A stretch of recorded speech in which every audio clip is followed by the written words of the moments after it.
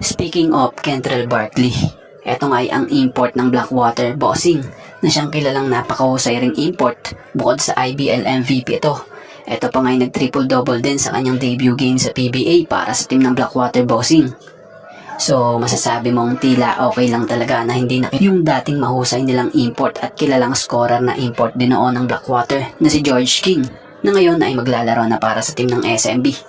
Dahil dito nga sa import na nakuha nila na si Kentrell Barkley ay tila swak na sa kanila dahil hindi lang ito basta scorer lang kundi all-around player pa. So alam nyo bang sa isang naging interview din kay Kentrell Barkley, nasambit nga nito matapos ang isang katanungan sa kanya sa press con after na game, credit po gusto nga po nitong Blackwater Bossing import na ito na si Kentrell Brown na makalaban si Justin Brownlee dahil sa nirerespeto niya nga ito bilang isang great player at alamat ng import sa kasaysayan ng PBA. Gusto niyan sukatin ang kanyang kakayahan laban sa itinuturing na pamantayan at isa sa pinakamagaling na reinforcement sa liga. So ilan nga sa mga dahilan kung bakit gustong gusto na makaharap ni Barkley si Justin Brownlee dito sa ating pambansang liga. Una, pagsubok sa sarili, kung saan isang karangalan para sa kanya na makatapat ang isang manlalaro na napatunayan na ang husay at nanalo ng maraming kampyonato sa Pilipinas. Isa pa, itinuturing ni Kentrell Barkley na itong si Justin Brownlee ay pamantayan or benchmark ng mga import sa PBA. Kaya naman, magandang oportunidad dito para maipakita niya ang kanyang sariling talento.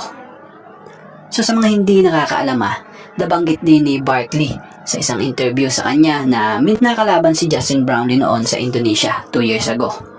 So naglaban nga po noon sina Justin Brownlee and Kentrell Barkley sa Indonesia. Nagtapat sila noong Agosto 2024 kung di tayo nagpakamali sa finals ng IBL or Indonesian Basketball League, kung saan nagwagi ang koponan ni Brownlee noon na Pelita Jaya laban sa Satria Muda, kung saan naglalaro noon si Kentrell Barkley. So kung ngayon nga ang tatanungin about sa kagustuhan ni Barkley na makatapat muli si Brownlee, mukhang malabo pa lalo't injured si Justin Brownlee dulot ng mga natamo nitong mga injuries sa nakaraang conference ng PBA at nito lang sa third window ng FIBA World Cup Asian Qualifiers. So tingnan natin soon if mabilis makarecover si JB. Speaking of Justin Noype Brownlee, so kasalukuyan niyang nasa US na United States si Justin Brownlee para magpagamot at mag-rehab ng kanyang mga natamong leg injury batay sa update nating mga nakalap. At isa na nga rito ang naging update din ng kilalang malapit kay JB na si Ginebra Boys Ball Ballers, kung saan makikitang hinatid nga nito sa airport itong si JB. So credit po So matatanda ang hindi rin nakapaglaro para sa Gilas Pilipinas noong unang linggo ng Hulyo 2026 sa third window ng FIBA World Cup Asian Qualifiers laban sa Australia, etong si Justin Noype Brownlee, kung saan balitay pansamantala ring pinalitan ito ni Grigsby bilang import naman ng Barangay Ginebra sa pagsisimula ng PBA Governors Cup.